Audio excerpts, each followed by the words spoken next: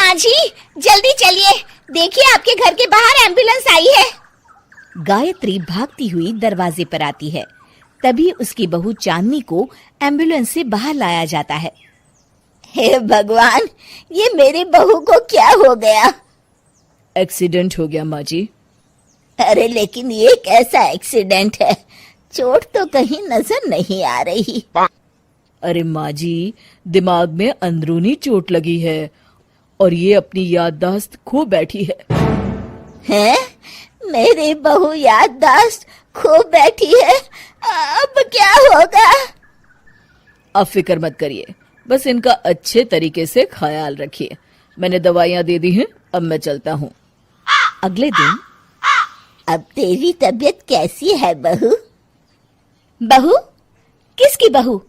हम भैरवगढ़ के ठाकुर विक्रम सिंह की बेटी रूपवती हैं। हम एक राजकुमारी हैं और तुम हमारी दासी हो बुढ़िया।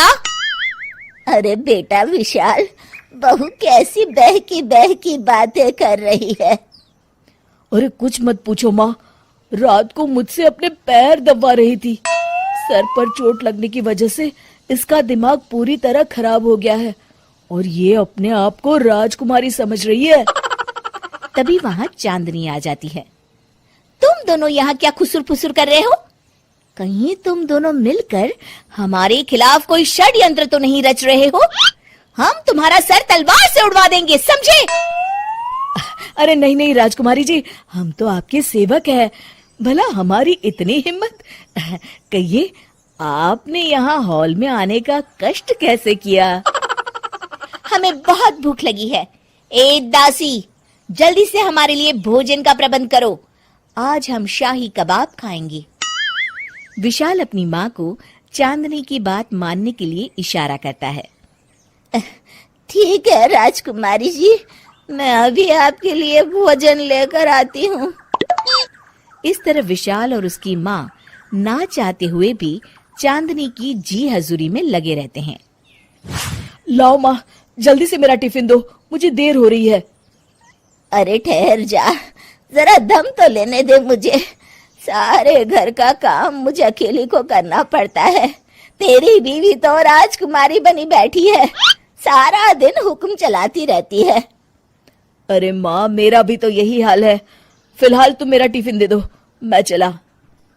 रुको, कहाँ जा रहे हो? अरे मर गया रे, ये कहाँ से आ धमकी? आज हमारा जुहू चौपाटी घूमने का मूड है और हमें अपने लिए नई साड़ियाँ भी खरीदनी है। चलो जल्दी से अपना वाहन निकालो और हमें ले चलो। अरे अब तो मैं गया काम से। अगर आज मैं वक्त पे ऑफिस नहीं पहुंचा तो मेरा बॉस मुझे नौकरी से निकाल देगा। मरता क्या न करता।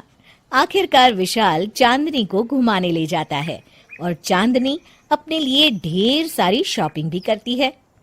ए दासी, टीवी पर कपिल शर्मा के आने का समय हो गया है, जल्दी से टीवी शुरू करो। अरे वाह, कपिल शर्मा तुझे याद है, बाकी कुछ याद नहीं। बहू तू तो बड़ी चालू लगती है, अपने फायदे की हर चीज तुझे याद रहती है। मैं तो तेरी इस अजीब बीमारी से परेशान हो गई हूँ। अगले दिन, अरे डॉक्टर साहब, आप इतने दिन से मेरी बहू का इलाज कर रहे हैं, लेकिन उसकी बीमारी तो सुधरने के बजाय और बढ़ती जा रही है।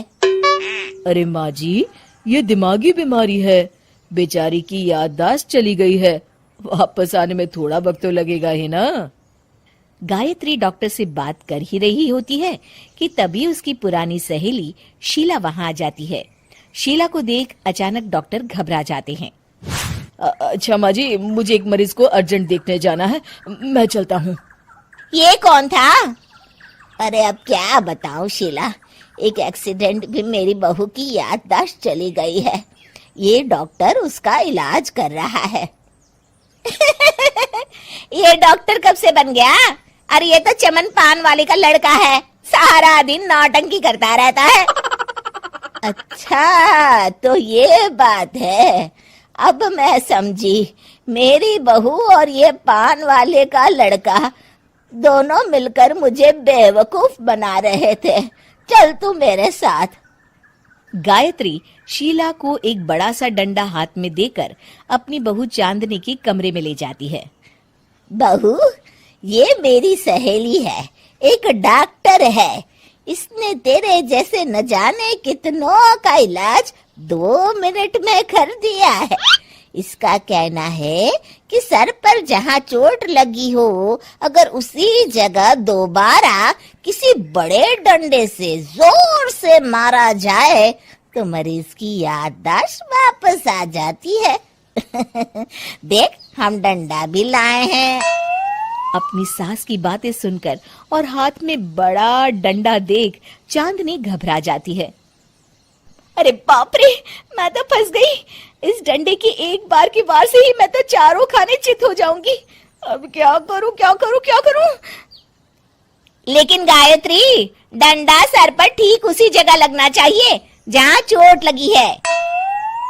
अरे तू चिंता मत कर, 2-4 बार मारूंगी तो एक बार तो सही जगह लग ही जाएगा ना। चल बहू, तैयार हो जा। अरे नहीं नहीं माँ जी, मुझे मत मारिए। दरअसल घर के काम करने से बचने के लिए मैंने ये सब नाटक किया था। मुझे माफ कर दीजिए, मैं कान पकड़ती हूँ। दोबारा ऐसी गलती कभी नहीं करूंगी।